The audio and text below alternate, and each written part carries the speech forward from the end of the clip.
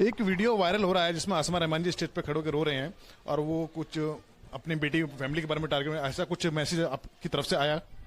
हम पे वो वीडियो भी है जिसमें जब गुजरात चुनाव में गए थे तो किस कमरे में बैठ के ताश जुआ खेल रहे थे और किस कमरे में बैठ के पी रहे थे, उसका वीडियो भी है हमारे पास। तुम करके दिखाओ, हम भी रिलीज करके दिखाते हैं। तो ये बात विधायक जी के लिए थी। विधायक जी एक पोस्टर ला रहे थे, पोस्टर छपवा लिया था। पोस्टर में ये था कि चौधरी मतीन की बहुएं आपस में लड़ रही हैं। मैंने कहा कि चौधरी मतीन की, मैंने हाँ मैं हूं 10,000 करोड़ का आदमी, किसी को एतराज है इस बात से? बोले इसका फार्म हाउस है। मैंने कहा कि हाँ मेरे तो पहाड़ है पूरा। उन्होंने कहा कि इसका लाजपत नगर में कोठी है। मैंने डिफेंस कॉलोनी में मेरी कोठी है। तुमसे मांग रहा हूं क्या मैं? अरे है तो तुम क्या चाहते हो कि तुम्हारा जो निगम पार्षद हो कंगला हो? दिखाऊंगा इसी माइक और कैमरे के साथ चलेंगे जिसमें मैं लंदन अमेरिका के टीचरों से उन बच्चों की क्लासें दिला के दिखाऊंगा इंशाल्लाह। नमस्कार, मैं मोहम्मद मुकीम और आप देख रहे हैं दिल्ली एमसीडी चुनाव को लेकर हमारा खास प्रोग्राम। इस वक्त हम मौजूद हैं सिलमपुर विधानसभा के अंदर, वार्ड नंबर 227 चौन बागड़ के अंदर मौजूद हैं और हमारे साथ मौजूद हैं चौधरी जुबेर साहब, जिनसे हम बात करेंगे। इंशाल्लाह पिछला रिकॉर्ड तोड़ेंगे अपना, तोड़ेंगे इंशाल्लाह। 11,000 से पिछली बार जीते थे, लगभग 11,000 से। इंशाल्लाह अल्लाह ने चाहा तो जो हालात हैं पिछला रिकॉर्ड टूटेगा। आपका एक पोस्टर देखा जिसमें लिखा था चमका था और चमकाएंगे, चौहान बागड़ जाफराबाद। तो क्या चमका था और क्या चमकाएंगे? पहले इस इलाके के अंदर गंदगी के अंबाल थे, नालियां पट्टी रहती थी, बुरा हाल था। तो उसमें हमने सफाई का काम किया और हमने पिछले चुनाव में एक वादा किया था कि हम चौहान बागड़ को मॉडल के तौर पर पेश करेंगे ताकि आने वाले जो आसपास के चुनावों के अंदर आसपास के जो वार्ड हैं उसमें हम एग्जाम्पल के तौर पर चौहान बागड़ दिखा सकें। उसमें हम कामयाब हुए अल्लाह के शुक्र से। और आज आसपास के वार्डों में चर्चा होती है चौहान बागड़ की कि हम अपना एरिया चौहान बागड़ की तरह साफ करके दिखाएंगे। जाफराबाद इसके अंदर ऐड हुआ है, तो वो मैसेज है कि चमका था चमकाएंगे, क्योंकि जाफराबाद ऐड हुआ है तो जाफराबाद भी चमकाना है। जाफराबाद के अंदर बहुत बुरा हाल था, जो वहाँ के पार्षद थे उन्होंने ध्यान ही नहीं दिया। तो उसमें हमारा स्लोगन था कि हम जाफराबाद भी चमकाएंगे और पहले से ज़्यादा बेहतर चमका के, चौहान बागड़ से बेहतर चमका के दिखाएंगे उसको। और जो आपने एक साल ये आपका बीता है, तो एक साल के अंदर क्या इसमें चेंजिंग आई और अब क्या आपने काम किया? एक साल के अंदर हमारे पास 6 महीने का टाइम मिला। 6 महीने कोविड रहा, हमारे जीतने के बाद भी कोविड चल रहा था, तो 6 महीने तो कोई वर्किंग ही नहीं हुई। हमने इसके अंदर सफाई की व्यवस्था करी। हमने एक कमिटमेंट किया था कि जितने कर्मचारी हैं उनको लोकल लोगों से उनकी हाजिरी लगवाएंगे। वो हम लगवाने में कामयाब हुए और कर्मचारी जो घर बैठ के पैसा ले रहे थे वो आने पे मजबूर हुए। दूसरा हमारा कमिटमेंट था हम व्हाट्सअप देंगे। टेक्नोलॉजी का जमाना है, क्यों हमारे पास कंप्लेंट करने आदमी आए, चाय पीना आए हमारे पास, कंप्लेंट के लिए तो आदमी वहीं से व्हाट्सअप करते। वो नंबर हमने दिया, इलाके के अंदर नंबर है वो। तीसरा हमारा वादा था जो गरीब आदमी मकान बनाता है उस पर एमसीडी के दलाल पहुंच जाते हैं लेंटर की दलाली करने के लिए।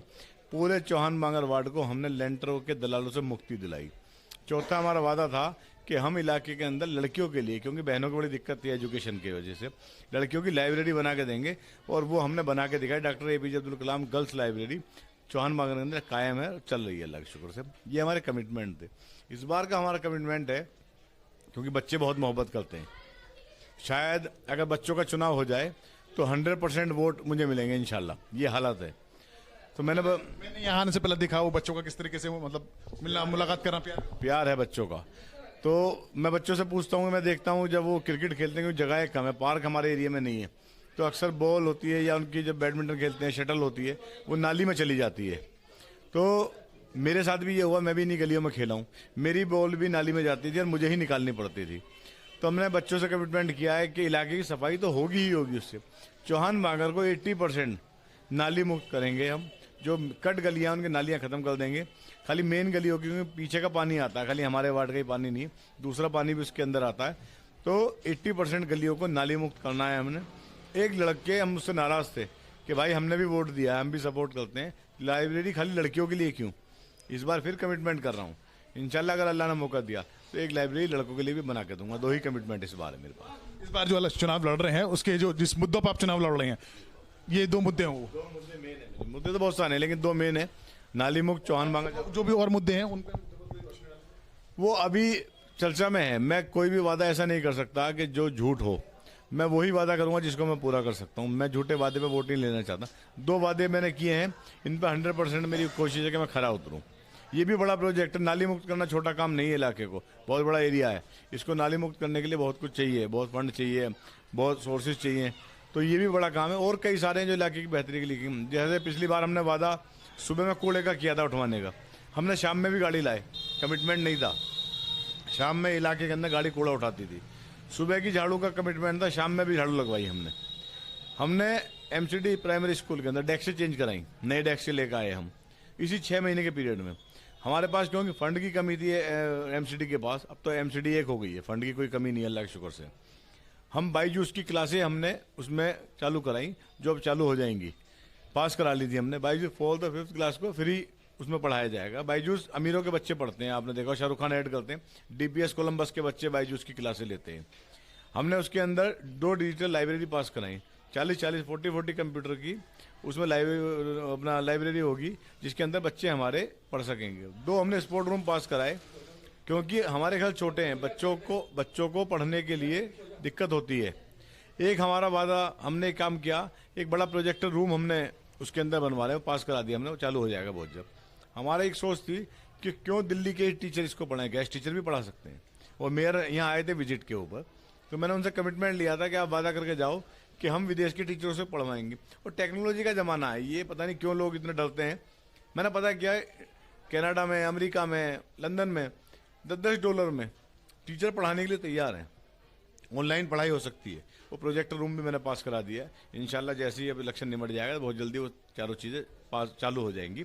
और चौहान बांगर में जो गरीब के बच्चे ईडीएमसी स्कूल के अंदर पढ़ते हैं, जिसको गड्ढे वाला स्कूल कहा जाता है, उसके बच्चे भी अब बाईजूस की क्लासें लेंगे, डिजिटल लाइब्रेरी का इस्तेमाल करेंगे, स्पोर्ट रूम उन्हें मिलेगा। और इंशाल्लाह आप देखोगे, आप ही को मैं दिखाऊंगा, इसी माइक और कैमरे के साथ चलेंगे, जिसमें मैं लंदन अमेरिका के टीचरों से उन बच्चों की क्लासें दिला के दिखाऊंगा इंशाल्लाह। ये कमिटमेंट नहीं था, लेकिन किया है हमने। और ऐसे बहुत सारे काम हैं जो हमें करने चाहिए। जैसे इलाके के अंदर शराब का ठेका खुल रहा था, बाहर रोड पे ठेका खोलने आ गए, मेरी जिम्मेदारी नहीं थी, क्योंकि मेरा काम ही नहीं है शराब का ठेका रोकने का काम, तो दिल्ली सरकार का काम था। लेकिन मेरी जिम्मेदारी थी कि मुझे इलाके ने चुना है, तो उसके साथ अगर कुछ गलत हो रहा है तो मैं जाके खड़ा हूँ। 10 दिन में चरपाई डाल के लेटा रहा उस दुकान के सामने, वो ठेका खुलने नहीं दिया। एक दूसरे भाई साहब थे, उन्होंने कहा कि मैं तो खोलूंगा, तो मान नहीं रहे थे, तो उनका भी हमने फिर इंतजाम किया। मैंने कहा यार तुम ठेका नहीं रोक सकते, हम कम से कम शौचालय तो बना सकते हैं इनके बाहर। तो शौचालय पे बड़ा विवाद हुआ, वीडियो पता नहीं आपने देखी नहीं देखी। शौचालय जब बनाने की बात आई तो मैंने कहा कि इसकी दीवार भी 3 फुट रखो, तो उन्होंने कहा 3 फुट क्यों रखनी है। तो मेरी नज़रों में शराब भी पेशाब है और ये भी पेशाब है, तो बराबर ही है। पेशाब शब्द शायद लोगों को अच्छा ना लगे, लेकिन है तो वही दोनों। और 3 फुट दीवार होगी तो मैंने जो तुम बेच रहे हो वो भी पेशाब और ये भी पेशाब। नतीजा ये हुआ कि वो एफिडेविट दे के गई मुझे और कह के गए कि मैं जीवन में शराबी को दुकान पे भी नहीं खड़ा हूँ। इलाके को बचाने के लिए अगर हम कुछ कर सकते हैं तो हमें करना चाहिए, कोशिश करनी चाहिए। हमारी जिम्मेदारी खाली इसलिए नहीं कि मैं काउंसलर बन जाऊँ या एमएलए बन जाऊँ, हमारा इलाका बेहतर कैसे हो उस पर हमें काम करना चाहिए। जब पिछली बार ईद हुई, बकरा ईद पर अक्सर इलाका गंदा हो जाता था। हमने एक रिक्वेस्ट की, एक वीडियो मैंने डाला कि मैं सभी लोगों से रिक्वेस्ट कर रहा हूँ कि आज जो भी बकरा ईद के बाद, कुर्बानी के बाद जो वेस्ट निकलता है बकरे में से या बड़े जानवरों में से, उसको आप गलियों में ना फेंकें। हम गाड़ी भेजेंगे आपके पास, हॉर्न बजती हुई गाड़ी आएगी, आप उसके अंदर डाल दें, इससे इलाका साफ होगा। मैं सच्चाई बता रहा हूँ, 100% लोगों ने मेरी उसमें मदद करी। और ऐसी बकरा ईद मैंने भी कभी नहीं देखी, बल्कि मुझसे कुछ बैंक वाले नाराज़ हो गए। हमारे यहाँ सेंट्रल बैंक है बाहर बिनमपुर रोड, अक्सर वेस्ट उसके बाहर डाल दिया जाता था, तो बैंक वालों को अगले दिन छुट्टी का बहाना मिलता था कि क्योंकि वेस्ट पड़ा हुआ, जाएंगे कैसे अंदर, इतना गंद होता था। अगले दिन गार्ड ने उन्हें फ़ोन किया कि सर आज छुट्टी नहीं है, वापस आ जाओ सारे। तो बैंक वाले मुझे बता रहे थे कि हमारी छुट्टी मर गई, क्योंकि वहाँ वेस्ट ही नहीं था कोई भी। हमने एक एक वेस्ट उठाने के, एक एक पेठा उठाने के लिए गाड़ी भेजी। और लोग मदद करना चाहते हैं, लोग चाहते हैं इलाका साफ हो। ऐसा नहीं लोग नहीं चाहते, खाली मैं चाहता हूँ, लोग चाहते हैं, 100% चाहते हैं। साधनों की थोड़ी कमी है, सोच की कमी है। अगर आप करना चाहते हैं तो इलाका चमक सकता है। ऐसी बकरा ईद लोग कहते हैं कि कभी देखी नहीं है, हमने करके दिखाया है ये सब। एक वीडियो वायरल हो रहा है जिसमें आसमा रहमान जी स्टेज पे खड़े होकर रो रहे हैं और वो कुछ अपनी बेटी फैमिली के बारे में टारगेट, ऐसा कुछ मैसेज आपकी तरफ से आया? मैं कसम खा के कह रहा हूँ, मैं कसम खा के कह रहा हूँ, मुझे दुख है इस बात का, जिसने भी ये हरकत की है, जिस नेता ने भी ये की है। मैं मन से कह रहा हूँ कि राजनीति का स्तर इस इलाके में कभी इतना गिरा नहीं था जितना अब गिरा है। 2-3 दिन से इन्होंने गिराया है। आप मंच पर खड़े होकर कहते हो कि बहन बेटियों को कहा है, आप इमोशनल कार्ड खेल रहे हो। मैं कह रहा हूँ आप मेरी एक वीडियो लाओ जिसमें मैंने बहन बेटियों के बारे में, आपकी बहन बेटी होगा, दुश्मन की बहन बेटी के बारे में भी अगर मैंने गलत कहा हो, आप वीडियो लाओ, मैं इलेक्शन छोड़ दूंगा। अगर वीडियो नहीं है तो इलेक्शन तुम्हें छोड़ना पड़ेगा। इस नीचता के लिए इस इलाके में जगह नहीं है। वो एक वीडियो उन्होंने डाली है, उसको मतलब एडिटिंग करके उस ग्रुप में एक वीडियो डाली हुई है, तो उस वीडियो पे क्या बोल रहे हैं आप? क्या वीडियो डाली है उन्होंने, आप बताओ मुझे। मैं आपसे पूछना चाहूंगा क्या कौन सी डाली है? जिसमें वो गुजरात के एक होटल में ताश और उसकी बात कर रहे हैं। मैंने विधायक जी के लिए कही है उसको, ये बात विधायक जी के लिए थी। विधायक जी एक पोस्टर ला रहे थे, पोस्टर छपवा लिया था। पोस्टर में ये था कि चौधरी मतीन की बहुएं आपस में लड़ रही हैं। मैंने कहा कि चौधरी मतीन की बहू लड़ रही है तो ठेकेदार है भाई हमारे घर का, क्योंकि जब एक कैंडिडेट चुनाव लड़ता है तो एक कवरिंग कैंडिडेट होता है, एक डमी कैंडिडेट होता है। हमेशा चॉइस आपके साथ मैं रहा हूँ कैंडिडेट, क्योंकि अगर किसी वजह से इलेक्शन का नॉमिनेशन कैंसिल हो जाए तो आपके पास कोई तो कैंडिडेट हो, उसी में हमेशा मैं रहा हूँ। जब मैं लड़ा था तो मेरा भाई था, इस बार क्योंकि सीट फीमेल हो गई है तो मेरे छोटे भाई की वाइफ है, तो उसको मुद्दा बना के बहुत दिन से चला रहे हैं। पोस्टर लगा रहे थे, मैंने ये वो टाइम चला गया, पोस्टर लगा के दिखाओ तुम, हमें इलाज करना आता है, तुम तो पोस्टर लगाओगे। हम पे वो वीडियो भी है जिसमें जब गुजरात चुनाव में गए थे तो किस कमरे में बैठ के ताश जुआ खेल रहे थे और किस कमरे में बैठ के पी रहे थे, उसका वीडियो भी है हमारे पास। तुम करके दिखाओ, हम भी रिलीज करके दिखाते हैं। तो ये उसको करेक्ट कर रहे हैं। विधायक जी अपने आप को महिला समझते हैं क्या, बहन बेटी समझते हैं क्या विधायक जी अपने आप को? मैंने विधायक जी के लिए कहा अगर वो अपने आप को बहन बेटी समझते हैं तो फिर भैया सलाम है उनको, फिर तो कुछ कह नहीं सकते। लेकिन इससे नीचता की बात, इससे घटिया बात इस इलाके में आज तक नहीं हुई कि बहन बेटियों को मंचों पर लाके इस तरह बात की जाए। मैं आज आपके चैनल पर वादा कर रहा हूँ, आप मेरा वीडियो लाओ जिसमें मैंने उनकी बहन बेटी, उनकी क्या हमारी बहन बेटी है, लड़ाई हमारी राजनीतिक है, बच्चे तो हमारे ही है ना वो भी। इसी चीज को कह रहे हैं कि मतलब मेरे घर परिवार की बेटियों को बोला जा रहा है कि होटल में वो देखा गया है, तो इस चीज में बोला नाम बताओ ना उसके, किसने बोला है? मैंने बोला है तो बताओ, मेरा वीडियो दिखाओ ना, प्रूफ करो कि मैंने बोला है। और मैंने नहीं बोला तो छोड़ूंगा नहीं, मानहानि का मुकदमा करूंगा। मैंने कल भी मंचों से कहा है ये घटिया राजनीति इस इलाके में चलेगी नहीं। अगर आपने वीडियो नहीं दिखाया, 2 दिन से मैं वीडियो मांग रहा हूं इनसे, अगर आपने मेरा वीडियो नहीं दिखाया तो 100 करोड़ के मानहानि के लिए तैयार रहो, मैं मुकदमा करूंगा दोनों के ऊपर उनके। अपोजिशन पार्टी का किस तरीके से मतलब चुनाव में आप सामना कर रहे हैं? मैं बड़ा बोल नहीं बोलता, अल्लाह के हाथ में है, अल्लाह का जो फैसला होगा शर्माते होगा। जब 2015 में मेरे वालिद चुनाव हारे तो उनका पहला शब्द था, इसी ऑफिस में वो बैठे थे, उनका पहला शब्द था कि अल्लाह की बेहतराई होगी। 2020 में दोबारा चुनाव हारे, उनका पहला शब्द था अल्लाह की बेहतराई होगी। मैं आज भी कह रहा हूँ हमारी कोशिश है, हमारी मेहनत है, हम अपनी मेहनत कर रहे हैं, जो हम कर सकते हैं अपना 100% देने की कोशिश कर रहे हैं। मुझे कल से फीवर है, मैं उसके बाद भी दौड़ रहा हूँ, मैं अपने उसमें कमी नहीं छोड़ रहा। उसके बाद भी जो फैसला होगा अल्लाह का वो शर्माते हैं, मंजूर है, क्योंकि वो बेहतराई का फैसला होगा वो वही जानता है। लेकिन विपक्ष के पास कुछ बचा नहीं है। जब मंचों पर आके हल्की बातें करने लगे तो समझ लो कि उनके पास कोई मुद्दा नहीं है। शुरुआत उन्होंने की कि चौधरी जुबैर ने काम नहीं किया, लोगों ने काम दिखाने शुरू कर दिए। उसके बाद उन्होंने कहा कि मस्जिद के बाहर अपने घर के बाहर चूना डाल दिया। मैंने रमजानों में हर मस्जिद के बाहर चूना डाला, फूल डाले, मैं तो गुलाब के फूल डाले, क्योंकि जब मस्जिद मारे वो अल्लाह के मेहमान है। मुझ पर नया तरीका था तो मैं गुलाब के फूल डाले चूने के ऊपर। लोगों ने वो वीडियो एडिट करके लगा दी कि भैया तुम एक कह रहे हो हर इलाके मस्जिद, मैं तो मस्जिद कह रहा हूँ, मैं तो मंदिरों पे भी डाले, जो मंदिर थे उस पर भी डाले। मैंने अपने यहाँ भेदभाव नहीं होने दिया, जबकि मंदिर बंद थे वो। उसके बाद कहने लगे कि धुआं मच्छर थे, धुएं की गाड़ी नहीं आई, धुएं की साइकिल आती थी। मैं तो टेम्पो लेकर आया था, लोगों ने टेम्पो की वीडियो डाल दी चलते हुए। उसके बाद कहने लगे कि चौधरी जुबैर जो है 10,000 करोड़ का आदमी है। मैंने हाँ मैं हूँ 10,000 करोड़ का आदमी। किसी को एतराज है इस बात से? बोले इसका फार्म हाउस है। मैंने कहा कि हाँ मेरे तो पहाड़ है पूरा। उन्होंने कहा कि इसका लाजपत नगर में कोठी है। मैंने डिफेंस कॉलोनी में मेरी कोठी है। तुमसे मांग रहा हूँ क्या मैं? अरे है तो तुम क्या चाहते हो कि तुम्हारा जो निगम पार्षद है कंगला हो, वो लोगों से कर्मचारियों से 500-500 रुपये ले, लैंडरों पर दलाली खाए। 1 साल के अंदर 500 से ज़्यादा मकान इस इलाके के अंदर बने। आप एक आदमी ढूंढ के लाओ जो ये कहते कि मुझसे एमसीडी वाला पैसे ले गया, एक आदमी सिंगल। वो इसलिए हुआ क्योंकि हमारी नीयत साफ थी, हमें माल नहीं खाना था। हम सेवा के लिए आए हैं, इस मेवा के लिए नहीं आए हैं। मैं तो आपसे पूछ रहा हूँ आप किस लिए आए हो? आप तो विधायक हो ऑलरेडी, आप बड़े पद को छोड़ के छोटा पद लेना चाहते हो, किस लिए? मेवा के लिए? क्या चाहते हो? सेवा करनी है तो सीवर आपके पास है, सीवर साफ कराओ। आपके पास पेंशन है, पेंशन दिलवाओ, साफ पानी दिलवाओ, बिजली की व्यवस्था अच्छी करो। बहुत सारे चीजें हैं आपके पास जो आप कर सकते हो, आप नहीं कर रहे। आप एमसीडी का इलेक्शन क्यों चाहते हो?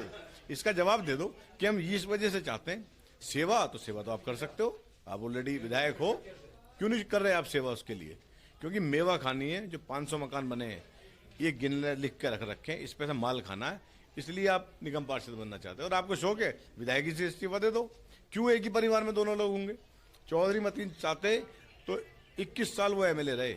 इस बीच में मुझे कभी भी चुनाव लड़ा सकते थे, अपने परिवार से किसी को भी लड़ा सकते थे, कभी नहीं लड़ाया। जब वो सीट पे से उतर गए, 2 इलेक्शन हार गए, लोगों ने रिक्वेस्ट करी तो निगम का चुनाव लड़ाया। वो भी कैसे लड़ाया, जब उन्होंने 11 कैंडिडेट थे उनसे कहा कि आपको चुनाव लड़ना है, अपने अलावा नाम लिख के दो कि अगर आपको टिकट ना मिले तो किसे मिले। 11 के 11 ने मेरा नाम दे दिया, ये तो इत्तेफाक था। तो फिर आया कि इसको लड़ा दो। अगर आपको सब कुछ सत्ता अपने घर में चाहिए, आप विधायक बनना चाहते हो, पत्नी को निगम पार्षद बनाना चाहते हो, अपने भैया नन्नू को आप सांसद बना लो, फिर जरूरत क्या है। लेकिन मैं आपको बता रहा हूँ, अगर विधायक से काम कराना चाहते हो, आप चाहते हो विधायक इलाके में काम करे, तो ये इलेक्शन उनको हराना पड़ेगा। जैसे ही वो हारेंगे उनको 2 साल बाद की फिक्र लग जाएगी और वो सड़कों पर काम करने लगेंगे, पानी भी साफ हो जाएगा और सीवर भी सही होने लगेंगे। आखिर में मैं चाहूंगा जनता के लिए, चौन बागड़ जाफराबाद की जनता के लिए क्या मैसेज देना चाहेंगे? एक ही मैसेज है कि आप सब समझदार हैं, आपको कोई बरगला नहीं सकता, आपको कोई पैसे में खरीद नहीं सकता। अल्लाह का शुक्र है कि आपने सारे हालात देखे हैं। दंगे में कौन भाग गया था, कोरोना में कौन छुप गया था और कौन इलाके में खड़ा था। सीट में ना होते हुए भी चौधरी मतीन साहब सड़कों पे थे, मदद के लिए थे, हिंदू मुसलमानों का भाईचारा बनाने में काम कर रहे थे। और जो घरों में छुप गए थे वो निकल के बाद में आए कि हम हैं। आपको बेहतर पता है, इलाके की बेहतरी के लिए जो हो आप उसको चुने। जो एजुकेशन की बात करता हो आप उसको चुने, उसको ना चुने जो प्रिंसिपल को पीटता हो। पहले वालों ने प्रिंसिपल पीटी है। आप सोचो, गुरु का सम्मान, उस्ताद का मर्तबा सबसे बड़ा है। माँ बाप से भी बड़ा मर्तबा अगर किसी का है तो वो उस्ताद का है, गुरु का है। और जो उसको पीटने वाले आज एजुकेशन हमको क्या देंगे? फिर आप सोच सकते हो। अगर आपको लगता है कि मैंने 1 साल में कोई बेहतर काम किया है, इलाके की बेहतरी के लिए हम लोग काम कर सकते हैं, या शगुफ्ता चौधरी बेहतरी के लिए काम कर सकती है, तो आप हमें चुने, नहीं तो आपका फैसला सर माथे है। बिल्कुल। मैं मोहम्मद मुकीम, कैमरामैन यादव शर्मा के साथ में, दिल्ली।